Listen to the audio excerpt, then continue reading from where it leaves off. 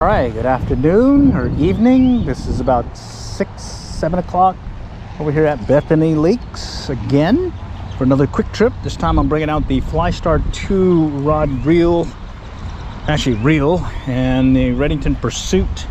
And I made this fly just a few minutes ago, right here. It's got a size 8 hook, some lead wire, give it some weight, and the red plume, marabou plume, and some chenille. I'm hoping I can use it to maybe cast to some bass on beds. So let's go walk the bank a little bit and see if we can spy something that might be interested in our fly. Some baby duckies. And if we don't see anything, we'll just kind of blind cast and kind of guess where we last saw them. I think there was one right over here. Oh.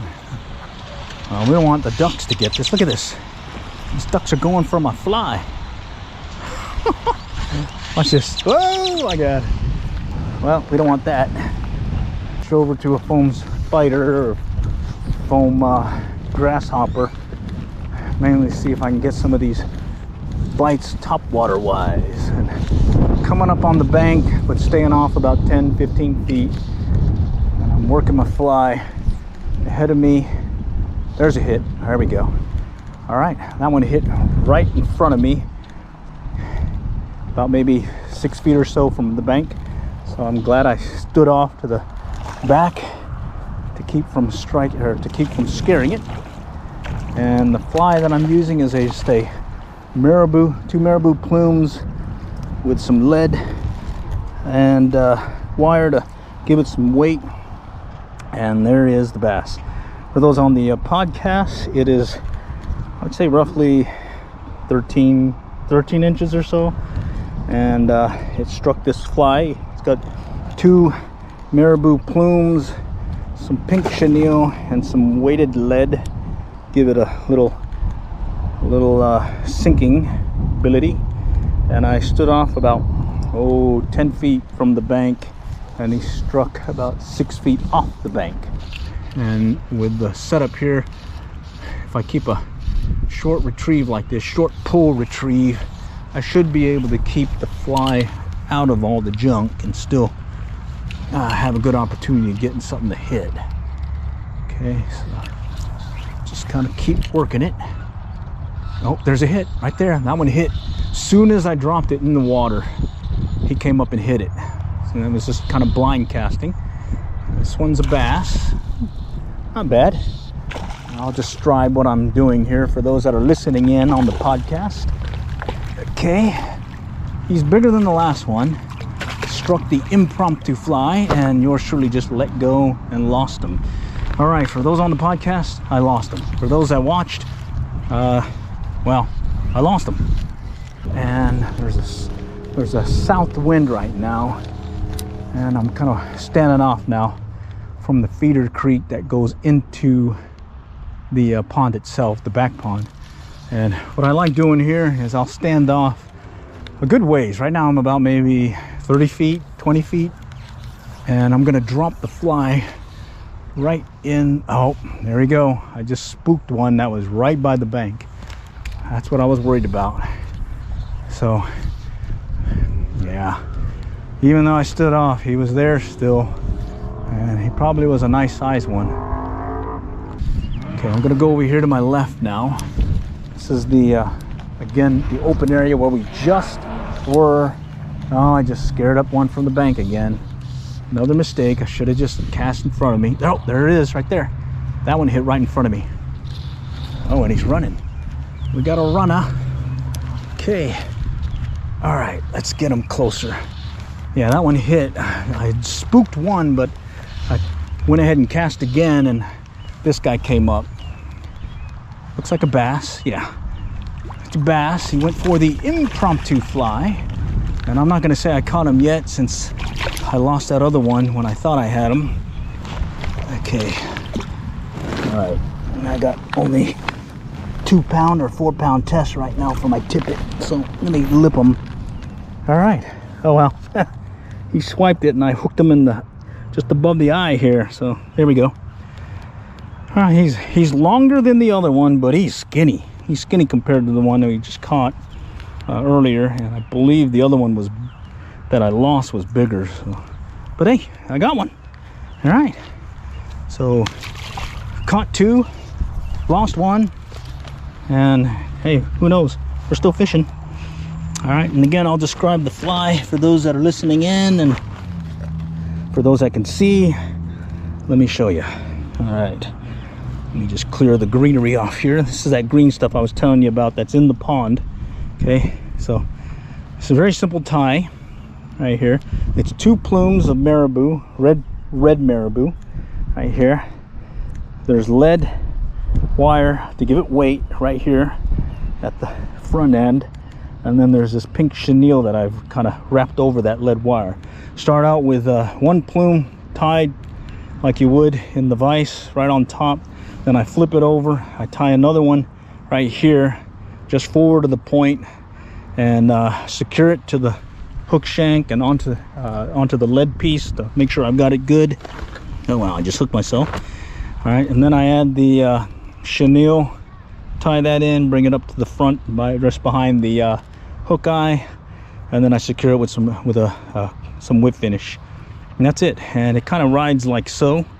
When it hits the bottom as you're casting it, it just kind of swims along, and it gives a nice enticing action when it's sitting in a bed. And what's nice is this red color and this pink is a nice contrast, so that you're able to see the pickup in most cases. But right now I haven't fished any beds because I haven't seen any. Well, I've seen several beds, but I haven't seen the bass in the bed. All right, and just to recap what I did, I was working my way over here, and I did the classic mistake of walking up without clearing the bank, and there was a bass just right here that ran off. Oh man, I just snuck a branch. All right, there we go. And then while I was talking about how bad it was that I missed them, I cast again, about right so, about a few feet over in, and that's when that other bass hit. So hey, you may spook them, but still cast, because there may be another one lurking there. Normally I'm standing off 5, 6, just 20 feet out, 30 feet in some cases, and I just fished this area. But let's just kind of walk along, you know. Okay, all right, I just saw something move to my right. That could have been a fish. All right, now I'm walking here, just walking along to see if we can get something to spook. Oh, I saw one right there. 2. Spooked 2. They weren't big, but I spooked them. All right, so that's what I was talking about. There's another one. That's what I was talking about, why I like to stand off about.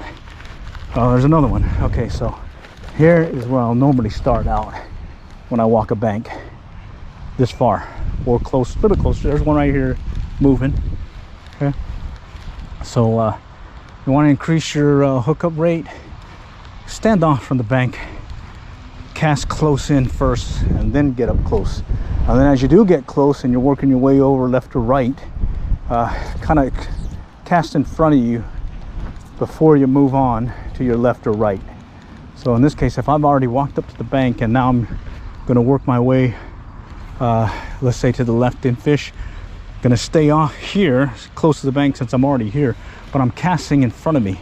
I'm working my way over with my fly, and in hopes of clearing the area close by with any fish, at least giving them the opportunity to see my fish before they, or see my fly before me, and get a potential strike.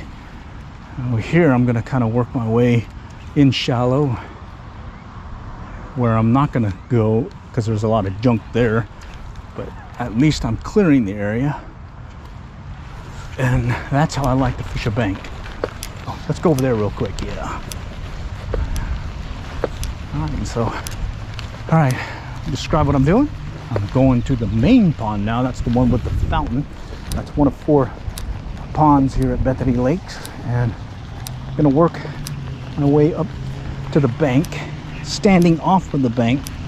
Okay, in this case, I'm standing off about, oh, let's just say 20 feet, and I'm gonna drop my fly right where I think I've seen some bass in the past. and see if I can get him to strike without me walking up on him. Okay, so, oh, there's one.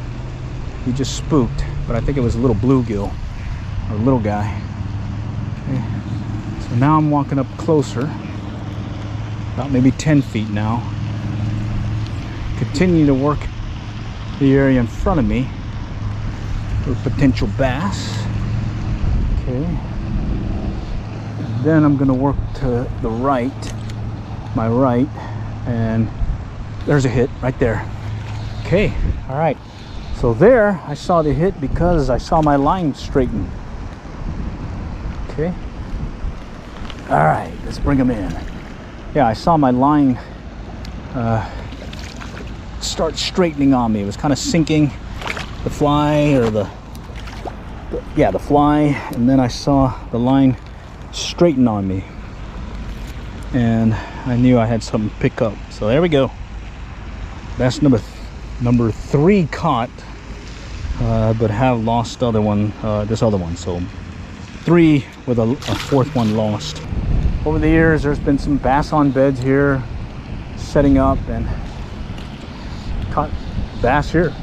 And in this case, all I'm doing is I'm popping, or just dropping my fly, letting it kind of sink, and then I'm just recasting out. I'm gonna move up to the bank now and get ready to cast further out.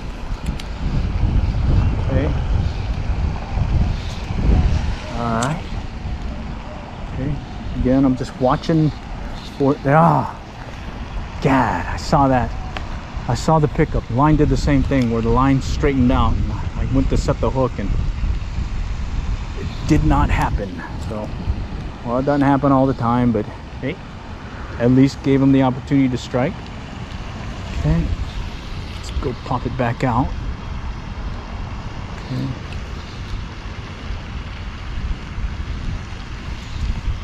All right, let's go further out. Okay, here there's a shallow area to right in front of me along the bank.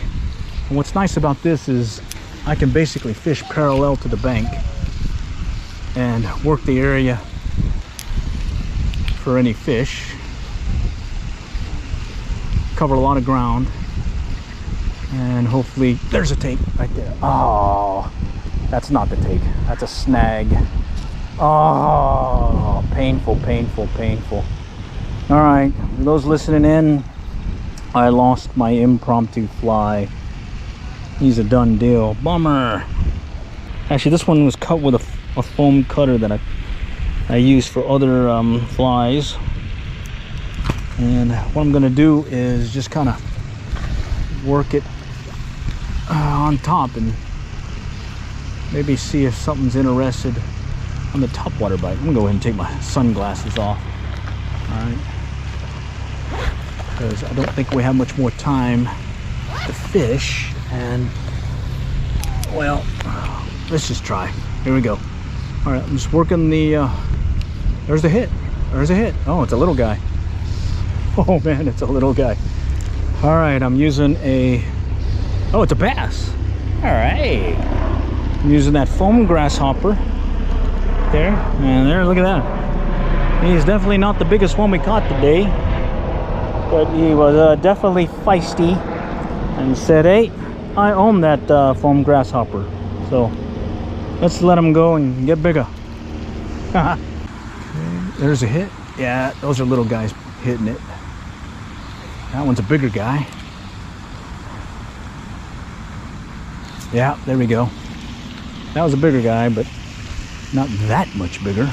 Okay, and that one's maybe about 4 to 6 feet from the bank. Little sunfish, right? Going for a foam grasshopper. All right, I'm gonna cast over here by this tree.